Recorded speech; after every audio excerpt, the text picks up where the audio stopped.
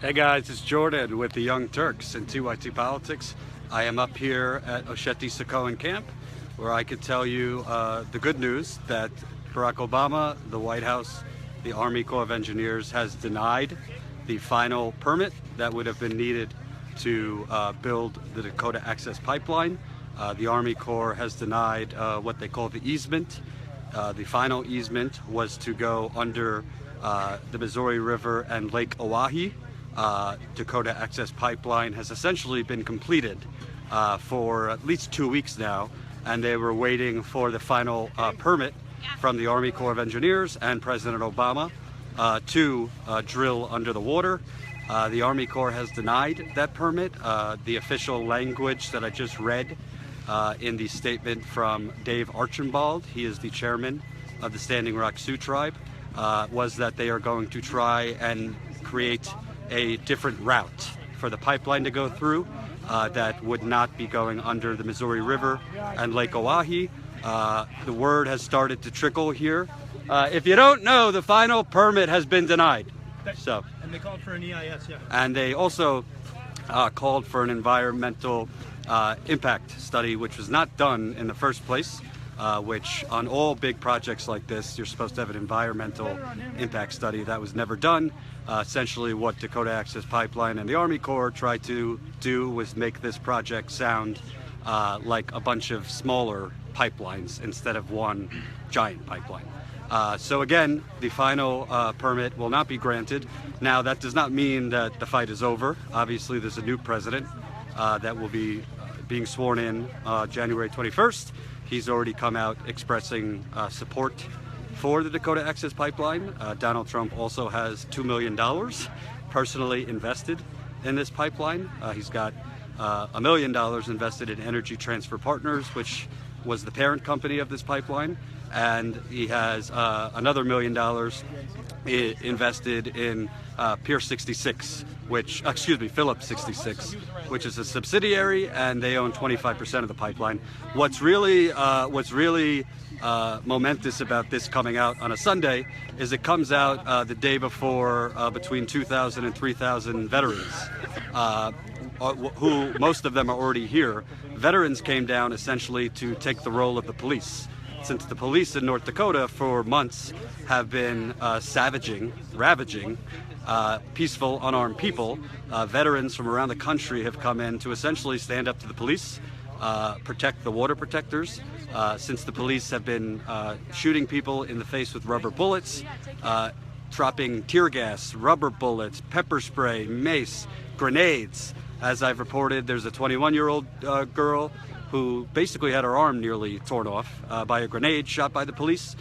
You have corporate media who just showed up 15 minutes ago for this story, who decided not to report any of it as peaceful, unarmed people were being assaulted, as laws were being broken.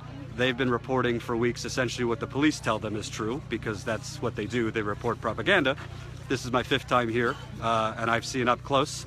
A girl next to me got shot in the face with a rubber bullet. That's a different one. But yeah, another girl, because of tear gas, has lost her eyesight.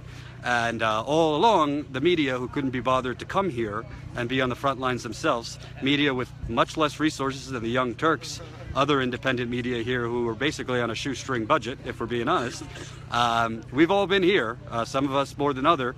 But the New York Times, CNN, MSNBC, they only came down when there was the possibility of confrontation and the storyline of the veterans clash with police. But the bottom line is the pipeline, the final permit has been denied. President Obama essentially a few weeks ago, if you remember, said, let's let it play out. When he said that, at the same time, there were people getting shot by rubber bullets in the face. There were people getting pepper sprayed. There were people getting arrested without having their rights read to them. There were women being illegally strip searched in prison. There were people getting their cars broken into and having their camera equipment stolen. And that's just an average Tuesday here. All those laws being broken, that is not like a cumulative thing. These were all happening on the same day most of the time. And essentially why that is because you have a state with a governor who's in bed with big oil. Governor Jack Dalrymple, as we lovably call him, Governor DAPL, You have a legislator here, it's just all Republican and in bed with big oil. And up until this point, you had a president, Barack Obama, who was looking the other way. He was out pardoning turkeys, talking about his legacy in his final month, and pretty much doing nothing as the people he's supposed to be protecting were being ravaged. If you look around me, taking a wide view of the camp, snow is everywhere. It's been cold here. It's winter. Winter in North Dakota can go as far as tough as 50 to 80 degrees below zero. So he's been looking the other way, as you have at this point. It looks like almost max capacity here. I mean, it's definitely at 5,000–6,000 people here, maybe even more. And they have winterized in this camp. They were prepared for the long haul. But let's make this clear: just because President Obama has denied this final permit, that does not mean that the fight is over. Again, you have Donald Trump, who really makes he doesn't hide his conflict of interest. He is invested in this. He's invested in a lot of things that create conflicts of interest, because obviously his business, his real estate business, has a lot of investments. But we will celebrate for at least an afternoon, and then tribal leaders here, activists here, water protectors, Native Americans, non-natives will rally together to think of the next steps. But I also think there needs to be something said, because this was never just about a pipeline. This was never just about water. I think what this story, as best as I've been able to in reporting it for the last 3 months, Native Americans have been oppressed for centuries. That's the story of America, and I think a lot of us woke up to that. You're taught it in elementary school, but you don't exactly carry it with you. So obviously, it's an amazing thing that potentially this particular pipeline could be stopped, but that doesn't change the fact that Native Americans still live in economic oppression, they still live in environmental oppression, they still live in social oppression. So we're not done. We cannot be done with our support and solidarity with the Native Americans. Bernie Sanders was the only presidential candidate, when I covered his events, that actually took the time to speak about Native American sovereignty, Native American rights. Women all throughout tribes are raped. Some women are kidnapped. That's an epidemic. So we can't just look at today and see the headline that President Obama is going to deny the pipeline or deny the final permit and think, all right, Native Americans are great, they don't need us anymore, and we can move on. That's not the case. We have to stay vigilant, because until Native Americans, African Americans, anyone with less of a voice than good old white people, until they are made equal, or at least everybody comes together to try and create an equal playing field, both economically, socially, environmentally, you name it, we're never going to be a United States of America, and that's the most important thing. Personally, for me, this is very rewarding. Obviously, I don't sit here and pretend to be a neutral journalist. I think that's a bunch of bullshit. I don't think there's any such thing as a neutral journalist. They pretend to be neutral, but most of them are either in the tank for the big banks, big oil, or just in the tank for themselves. I made it clear that I was against this pipeline from day one. I never, fudged the facts on the issue. I've always reported what I know to be the truth. And I don't really think my reporting's done, because I don't think Donald Trump's just going to wake up tomorrow and say, you know what, we got to go wind and solar. And you know what? Got to protect those Native Americans. If you know anything about Donald Trump, that's probably not the case. But for the time being, it is a victory. This denying of the pipeline, be sure, Kelsey Warren, Energy Transfer Partners, all those involved at Big Oil and those who have been involved in this pipeline will be putting in appeals. They'll be trying to get their favorite judges to overrule the president. They'll basically be trying to lobby Trump right away to get in their back pocket that this is just a symbolic victory, and that we will have to get Donald Trump to give us his word that he's going to reverse this, and essentially they would just resubmit the permit approval, and Trump would ram it through. But I do think Trump will have a hard time doing that, to tell you the truth. The bottom line is, Donald Trump ran on draining the swamp, as he called it, getting rid of the corruption in America. Everybody knew that was a bunch of bullshit. He's already shown that's bullshit by the people he's putting in his cabinet. But at the moment, Donald Trump's going to have a lot to answer for if he's going to put through a pipeline that he personally is going to make a lot of money off of. And I have a feeling you see thousands of people out here in the frigid cold in a North Dakota winter. I have a feeling you'll be seeing thousands of people outside Trump Tower, maybe outside the White House, if he tries to ram a pipeline through that he's invested in. And I think this issue, besides the fact of Native American sovereignty, besides the fact of economic inequality, besides the fact of police brutality, something that this story really, I hope, has presented with you is this is a con. This is a complete con when they say, oh, we need energy independence. Fracking is the only way. Pipelines are the only way. No, no, no, no, no. This pipeline was not going to be for domestic use. And anyone, your Republican uncle at Thanksgiving who told you so is uninformed. This pipeline, the company said it themselves, we are the FedEx. We are just distributing it to the different distributors. You know what those people were going to do? Export it across the globe, because that's how they make their money. This pipeline was never going to be the answer, and pipelines like it. By the way, just because Obama has denied the permit for this, we could do a victory dance here. I can't tell you how many emails, messages I get every day now. Oh, they're building a pipeline in my town, in my neighborhood. This is all over the country. It's not just the United States, by the way. My cameraman that I've been working with for a few days is from Sweden. They're building pipelines in Sweden. Big Oil is basically making their last stand because they know oil is not the future of energy. Wind, solar, wind farms. Ironically enough, the Kelsey Warren, who's the CEO of this company, who had the audacity to go on PBS and say, I think there's a very small chance this pipeline will leak. Let me tell you, if there was a small chance a pipeline was going to leak next to Kelsey Warren's drinking water, then he'd call in the National Guard, okay? So it's a thing of white privilege. But the hypocrisy, guess who's building the biggest wind farm in the Caribbean right now? Kelsey Warren. Guess who's building wind farms around his personal house? Kelsey Warren. So for everybody else, he could build a pipeline of crude, dirty oil through a water source for 20 million people. That's okay. But for him, for his house, for the Caribbean, wind and solar. So I want to make sure you know, I think this victory, it's not a total victory because we have to stay on Trump, but this victory will show you that the people pushing this fracked oil and that this is the only way, for domestic energy independence, it's bullshit. This pipeline was only going to benefit only a few billionaires economically. There's been plenty of reporting on that. So now is the time to arm yourself with more information. Now is the time to arm yourself with information about wind, solar. Look into your politicians who have all been bought off by these oil companies. You didn't hear a word from Elizabeth Warren on this pipeline, who has bragged about the fact that she has Native heritage. You didn't hear a word from Chuck Schumer. You certainly didn't hear a word from Hillary Clinton when she was running for president. So all these people who claim to be progressive, you didn't hear a word about this pipeline or Native American sovereignty because they lacked the moral fortitude to stand on the right side. Bernie Sanders stood on the right side. I just interviewed Tulsi Gabbard. She's here. She stands on the right side.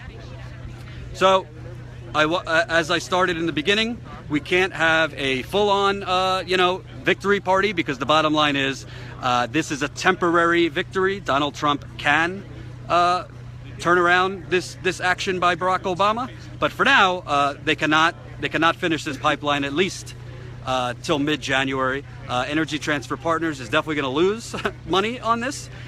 It remains to be seen if investors are going to pull out.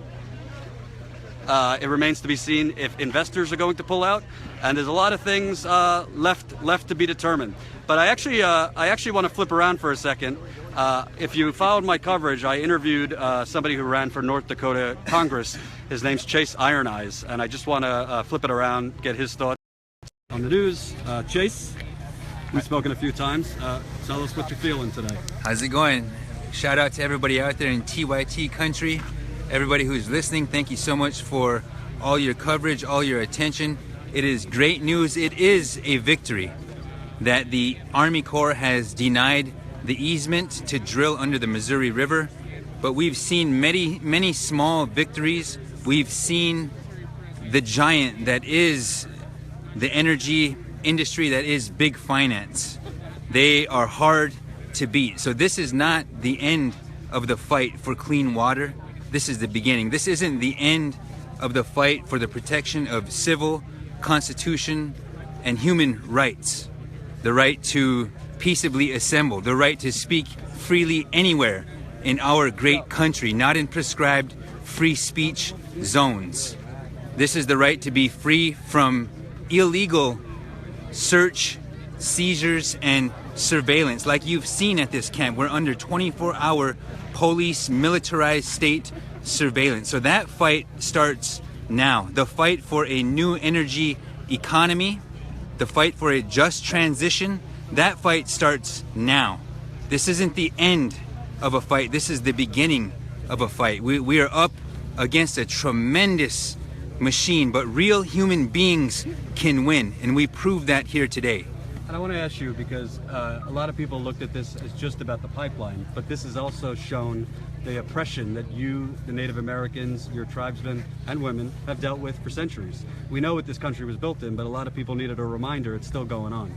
Can you kind of talk about going forward, what you would like to see in terms of economic, environmental, social justice for Native Americans and all those with less of a voice? I come from the Standing Rock Nation. I'm descended from signatories to the 1868 treaty, wherein we guaranteed to ourselves as Native nations a homeland in perpetuity. But as you know, the United States has been less than honorable when it comes to our treaties. But little do they know, their moral authority around the world would be strengthened if they just recognized and honored our treaties. There is no excuse, there's no reason that Native Americans should have to live in the level of an imposed poverty culture in 2016. So this calls for a re-evaluation, a renegotiation of the treaty and trust relationship that tribal nations have with the United States. Everybody who's gathered in this treaty territory is here at our invite. We have the authority to invite people here to pray with us. The state actors, Morton County, they don't have the authority to come and take the camp down or to raid the camp. You see a propaganda war being waged by state actors. You see violations of constitutional rights by state actors. You see, with the presence of 4,000 vets, it calls into question who can label who a traitor. Who says who is a patriot or a terrorist? Who says who is treasonous? Who is a true patriot, a true American? Those who love the lands, the waters, and the future of our very democracy. That's us. That's we the people. That's not the corporate state. That's a loud message that we need to send to the world. And when will you be running for president? As soon as I'm able to, Jordan. Okay. Thank you, sir. Thank Tara, you. can I ask you a question? Sure. This is Tara. She worked for Bernie Sanders' campaign, and you've been on the forefront here. Just because we had a victory today doesn't remove what's happened over the past few weeks. We've seen war crimes. We've seen police brutality that I've never seen before. A young girl is nearly missing an arm. Another girl has gone blind. There's PTSD all over the place because of the violence perpetrated by police. What would you like to see done? Obviously, you're a lawyer as well. You know, I think that it's really important to acknowledge this huge win, that this grassroots encampment of people that have come from all over this nation and all over the world, and a gathering of indigenous people that's never happened in modern history in this size, and 500 nations coming together, over 500 nations coming together, to make this kind of change heard all the way up to the highest levels of government and heard around the world. At the same time, we do need to acknowledge what happened as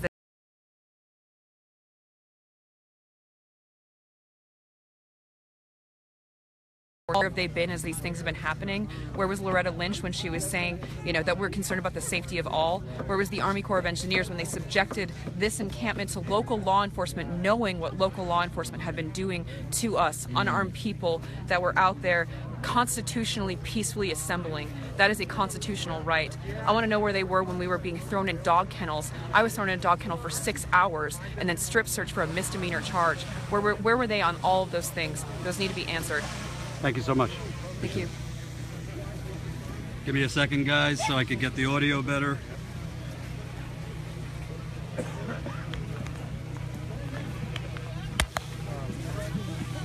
Thank you, Jordan.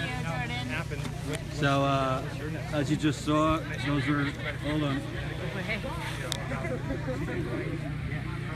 The immediate plan is to figure out. Guys, can you hear me? What to do. Give me a yes, give me a no if you can hear me. 14,000 strong. I think you can.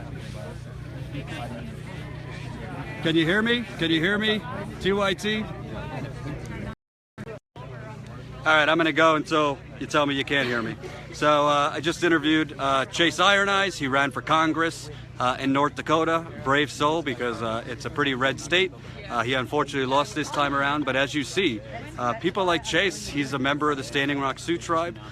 He opened the doors for me. He gave me a lot of context on the ground. This was my 5th time here covering it.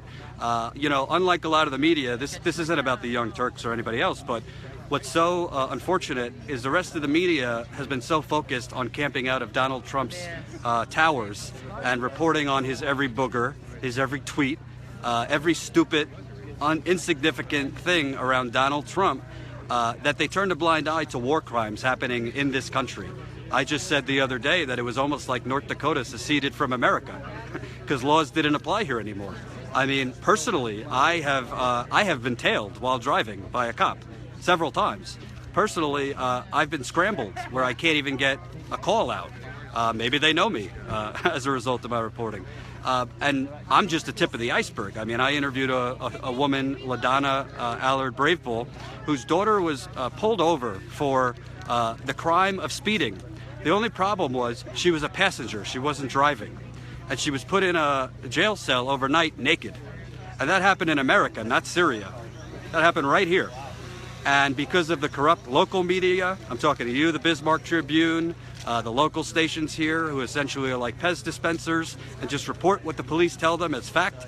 I actually went yesterday to Bismarck and I did a little undercover operation where I was, Jordan with Real American News. I had a little accent going because I knew that they wouldn't talk to me and really let the white privilege and racism out if I told them I was from the Young Turks. You know what the number one thing they said to me was? None of them had any idea that this pipeline was originally supposed to go through Bismarck, and they're from Bismarck. So what does that tell you about the media, who didn't inform its own citizens that this pipeline was originally supposed to go through a town with a bunch of white people, and because the white people said hell no, they said, oh, we'll dump it on the Native American land. That's really what happened here. But none of these people, they're all, I'm sure, very nice. They are at the mercy of a media that doesn't want to inform them, and they get their news from Facebook. And unfortunately, if you're only getting your news from Facebook, most of the time you're going to be swimming in a sea of not factual information. So I interviewed all of them, and besides the fact that they truly, truly don't care that much about Native Americans, none of them had any clue that this was really something that was supposed to be put in their neighborhood. And because white people have more power in this country and this world, they decided to dump it on native land. So it's not just a story about water. Water is the most important thing, but it's a story about how in this day and age, even with an African-American president, and now a president that frankly became president by preying on people's worst racial instincts, people, if it doesn't affect them, if it doesn't affect their family, the masses, I'm not generalizing, but a very, very large percentage of this country only cares about something if it personally affects them. And until that changes, there's going to be another Standing Rock. There will be another pipeline. There will be another Flint. This victory is nice. It's sweet. But I'm smart enough to know this will not be the last time I am doing this for 3 months. This will not be the last time I'm speaking to people getting screwed over. But what's been so amazing about this story is that you had, number one, the largest number of Native American tribes come together in 2 centuries. This was the largest number. Over 100 tribes have come together here at the Osheti Sakoi camp, as well as so many very caring white people, non-native people. I met hundreds of people who quit their jobs to come live down here because they saw it as a calling. I met many, many people who got permanently ended relationships to come down here, or gave quite a lot of sacrifice to themselves to come down here, not because there was anything in it for them, but they saw this as a fight, not just to help the Native Americans, but as I say, if you let people build a pipeline of the dirtiest oil in the world through a main water source where 18 million people drink from that water, what's next? They going to build it through a daycare center? A senior citizens home? I mean, if you let them do that, it's open season on the rest of the country. And at the end of the day, you cannot let unfettered corporate greed rule a country. It already does rule the country. We see that through our elected officials, but you cannot put people's life on the line so that Kelsey Warren, Energy Transfer Partners, their subsidiaries, can go from being worth $3.9 billion to $8 billion. Sometimes one yacht is enough. Sometimes one Porsche is enough this year, so other people could drink water and not die. I know that's a foreign concept because most of the oil companies, most of the banks, water is not sacred to them. Money is sacred to them. And it's not just money. Power is sacred to them. And you know what? Elizabeth Warren, Chuck Schumer, Nancy Pelosi, Hillary Clinton, I could go through the Republicans, but we already know they're corrupt. You got a lot to answer for. Where were you during this fight? It doesn't take courage to come out now with a press release cheering on President Obama for doing the right thing. The real courage comes when you do it when nobody's listening, because it's the right thing to do, which Bernie Sanders has done for 40 years. When I just interviewed Tulsi Gabbard, that's real courage. And by the way, to the corrupt media who hasn't been covering this, I've been getting some of the most views I've ever gotten for this topic because there's a lot of demand for it. The problem is you didn't want to cover it because it would upset your corporate parents who are either directly or indirectly in bed with these oil companies and the banks in bed with these oil companies. And, you know, the journalism police will come after me and say, you're not neutral, you're a Bernie bro, and you're biased. I don't really care. Sometimes you report, journalism is not saying, the police tell me this, the protectors say this, we're too lazy to tell you the truth, you figure it out.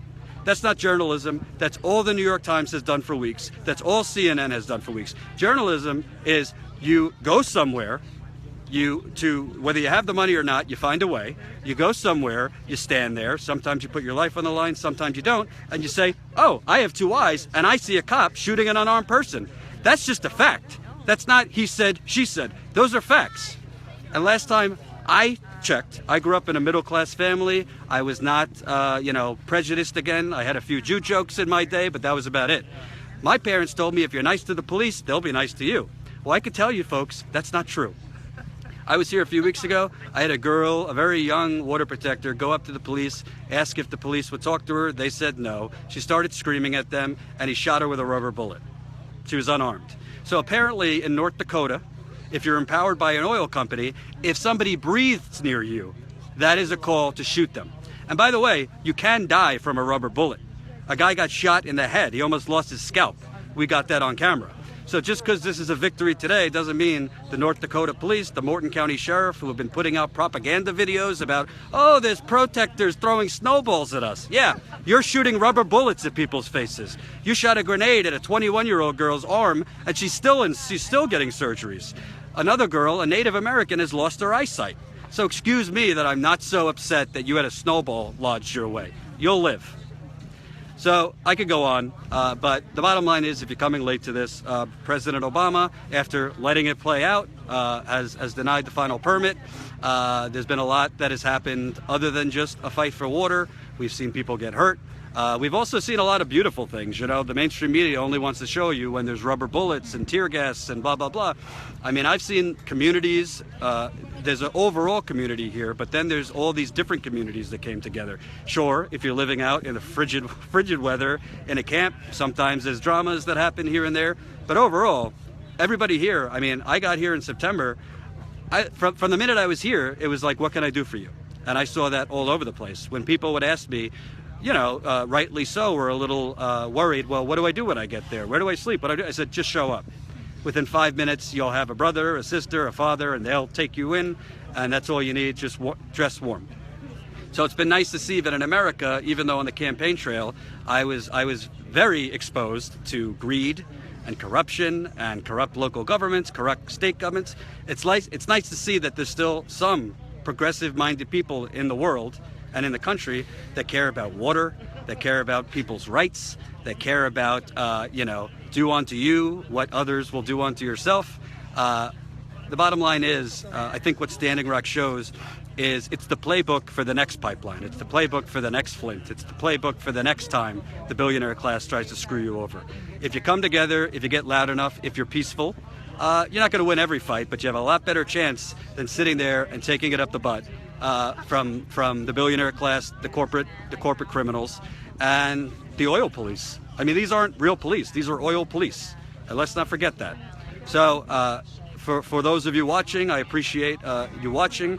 If you don't know, if you go to youtube.com/TYTpolitics, I have over 100 videos that I've done from here in 3 months. So Netflix is great, but I hope you'll binge watch those. I think you'll learn something. Some of them are horrifying, some of them are beautiful, but I would love it if you watch them, if you share them. I think the tale about Standing Rock is not finished, but today is a nice short-term victory. Remember, Donald Trump's not going to wake up tomorrow and be, a lover of the Native Americans and a lover of clean air and solar.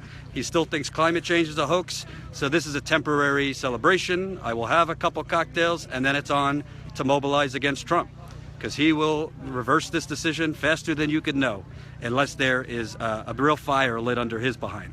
So do not forget that. Thank you guys for watching. YouTube.com/TYTpolitics. I will have more about this later. Take care.